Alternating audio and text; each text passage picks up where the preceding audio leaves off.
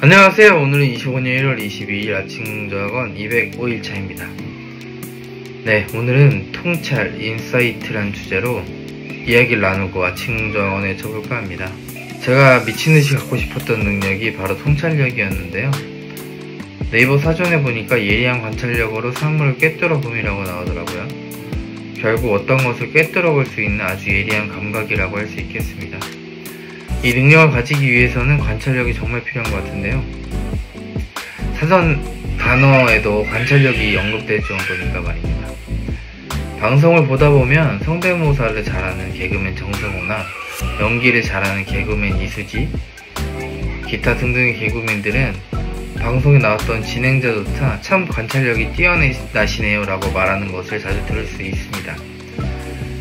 예전에 황정민 배우가 유퀴즈에 나온 편도 봤었는데, 황정민 배우님도 어떤 배역을 맡으면 그 사람이 돼보기 위해 노력하고 관찰하는 이야기를 들을 수 있습니다. 노숙자촌에서 일주일 동안 생활해봤다는 얘기도 했었거든요.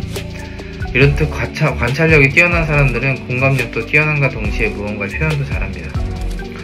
분야를 살짝 옮겨서 통찰력이 뛰어나다고 하는 사람들은 경제학자, 역사학자 등 많은 분야에서 심심치 않게 찾아볼 수 있습니다. 이들은 하나같이 세계 경제를 자세히 관찰하거나 지나온 역사의 사건들을 자세히 관찰해서 지금 시대의 흐름을 읽어내고 있습니다. 어떠한 패턴을 읽고 그것의 본질을 꿰뚫어 오늘날 우리 사회에 적용하는 것이라고 볼 수 있겠는데요. 고명한 작가님 역시 고전이 답했다를 저술하시고 나서 강연시에 이런 말을 자주 하기 시작하셨습니다. 제 기억엔 그런데 아마 그 전부터 하셨을 수도 있어요. 인문학이라는 것은 인간이 살아온 문의를 읽는 것이다 라고 말을 자주 하셨어요. 이런 것들을 모두 종합해 볼 때 통찰력이라는 것은 우리가 살아온 삶을 자세히 들여다보고 관찰해서 그 안에 새겨진 패턴을 읽어내고 내 삶에 적용해 보는 것이라고 할 수 있을 것 같습니다. 그러면 이런 통찰력을 기르면 어떻게 해야 할까요? 제가 갖고 싶었고 작년에 이런 활동들을 했고 통찰력이란 주제를 어제 생각이 나서 생각해본 결과는 우선은 독서가 중요한 것 같더라고요. 그냥 하는 독서가 아니라 사유하는 독서가 필요한 것 같아요.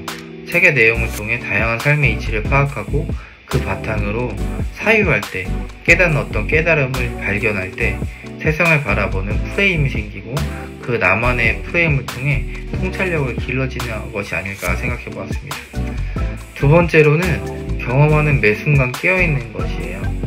유연함의 힘이라는 책에 나왔던 문장이었는데 이 문장을 읽고 정말 그렇구나라고 제가 감탄을 금치 못했는데, 저희가 살면서 다양한 경험을 하고 살아가잖아요. 아주 사소한 경험일지라도 그 순간에 내가 의식적으로 깨어있다면 그 경험 속에서 배우는 것이 있을 것이고, 경험은 곧 나의 삶의 역사이자 산 증인으로서 삶을 살아가는 어떤 통찰력을 배양해준다고 생각하기에 경험하는 매 순간 깨어있는 것을 통해 통찰력이 길러지는 것이 아닐까 생각해보았습니다. 그래서 전체적으로 종합해보면 독서를 통해 사유하는 생각의 이음을 통해서 생각력을 기름과 동시에 세상을 바라보는 프레임을 길러서 삶 속에서 경험하는 매 순간 깨어있어 독서를 통해 배운 그 프레임을 적용한다면 분명히 통찰력이 배양될 것이고, 그러면 삶을 자세히 들여다보고 관찰해서 그 안에 새겨진 패턴을 읽고 내 삶에 적용해보면서 통찰력 있는 사람이 되는 것이라고 정리해볼 수 있겠습니다. 오늘은 통찰에 대한 이야기를 나눠보았습니다. 예리하게 중심을 꿰뚫는 매의 눈으로 통찰력 있는 사람으로 성장해 갔으면 좋을 것 같아요. 이와 관련해서 책 하나를 추천하고 싶은데요. 저는 이제 대학원 수업에서 지도교수님께서 추천해주신 책인데, 통찰력을 다룬 책으로 재밌고 유익합니다. 그 책은 바로 윌리엄 더건의 제7의 감각입니다.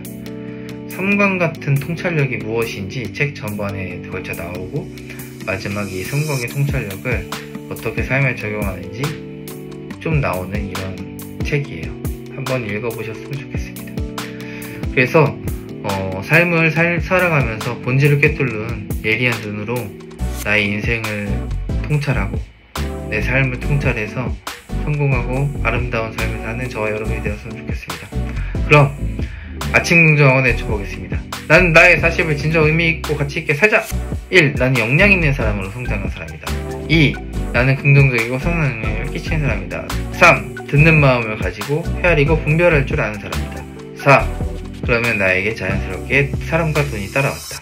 5. 나는 긍정학원, 독서, 글쓰기 통해서 5년 후 이미 성공한 사람이 되었다. 6. 나는 HR로서 늘 학습하며 교수로서 늘 타인에게 인사이트를 준 사람이다. 7. 나는 2025년 상반기에 꼭 논문 심사를 진짜로 통과했다. 8. 나는 2026년 7월 1일 교담자다. 9. 나는 2028년 3월 1일에 좋은 아파트에 산다. 10.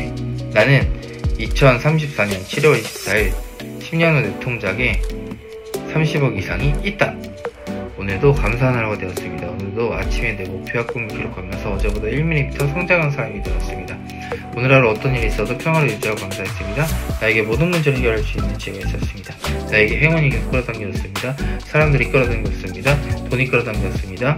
듣는 마음과 경청하는 귀를 가지고 분별하고 해야 할 줄 아는 사람이 되었습니다. 나는 오늘 하루 매우 존귀하고 가치 있는 존재가 되었습니다. 난 나를 매우 사랑했습니다. 난 나를 있는 그대로 수용할 줄 알았습니다. 난 나를 매우 신뢰했습니다. 나는 남의 장점 보고 존중하고 배려하며 남을 구제하고 돕고 사랑할 줄 알았습니다. 오늘 하루 범사의 모든 것에 감사했습니다. 오늘 하루 우리 아내를 사랑했습니다. 우리 딸아들을 정말 사랑했습니다. 우리 어머니를 사랑했습니다. 우리 형님 처형을 사랑하고 감사했습니다. 우리 조카를 사랑했습니다.